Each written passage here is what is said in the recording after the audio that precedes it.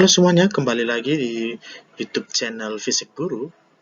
Kali ini saya akan membahas tentang gaya gesek atau friction. Apa itu gaya gesek? Nah, untuk memahami gaya gesek ini, saya akan memberikan beberapa ilustrasi yang mana manusia berjalan seperti ini.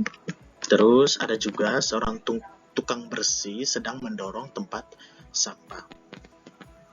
Nah, kembali lagi ke pertanyaannya bahwa apa itu gaya gesek. Nah, kita lihat.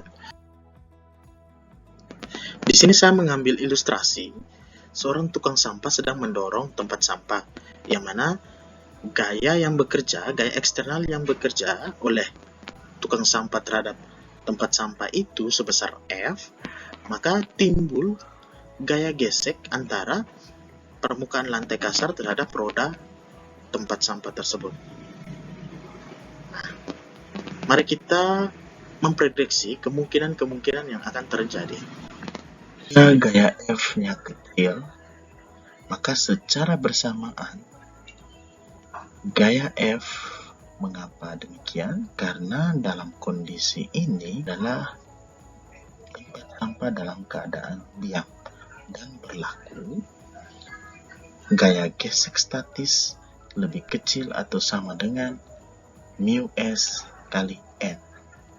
Mu S itu adalah koefisien gaya gesek statis dan N itu adalah gaya normal. Nah, nanti kita akan lihat pada grafiknya. Yang kedua, ketika gaya F diperbesar, maka secara bersamaan juga timbul gaya gesek.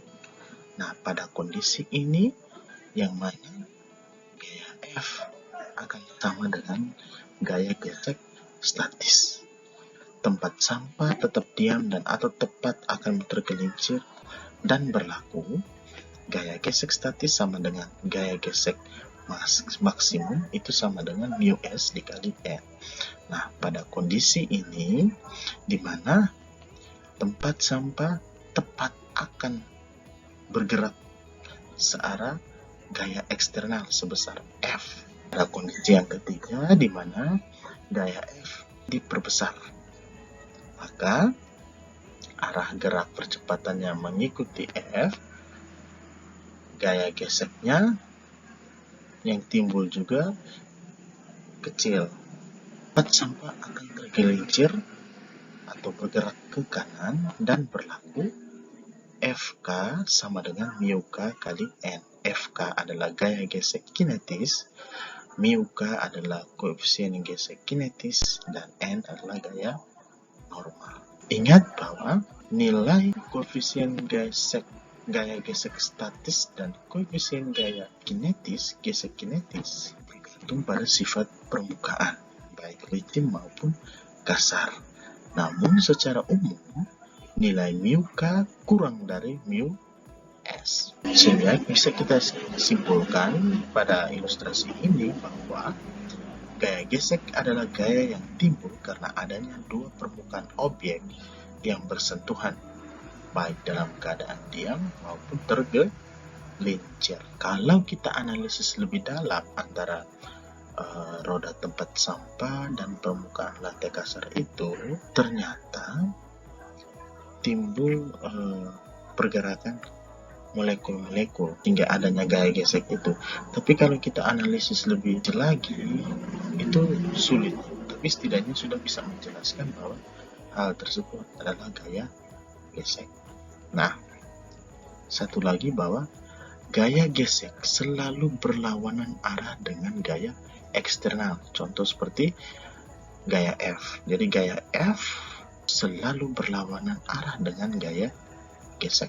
Kemudian dari ilustrasi tersebut kita coba menggambarkan grafiknya antara gaya F eksternal dan gaya gesek seperti ini, ya. Nah, pada grafik dari 0 sampai pada titik puncak seperti ini, pada garis ini adalah daerah statik. Jadi daerah dalam kondisi dia dari 0 sampai kepada titik puncak, disinilah terjadi gaya gesek statis maksimum. Nah, pada kondisi ini benda tepat akan bergerak. Nah, ketika gaya F diperbesar, maka di wilayah ini, area yang ini adalah daerah kinetik. Artinya benda telah bergerak, berlaku gaya gesek kinetis sama dengan mu K dikali N.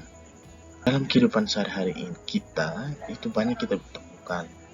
Contohnya seperti kaki kita dengan menggunakan sepatu terhadap permukaan tanah.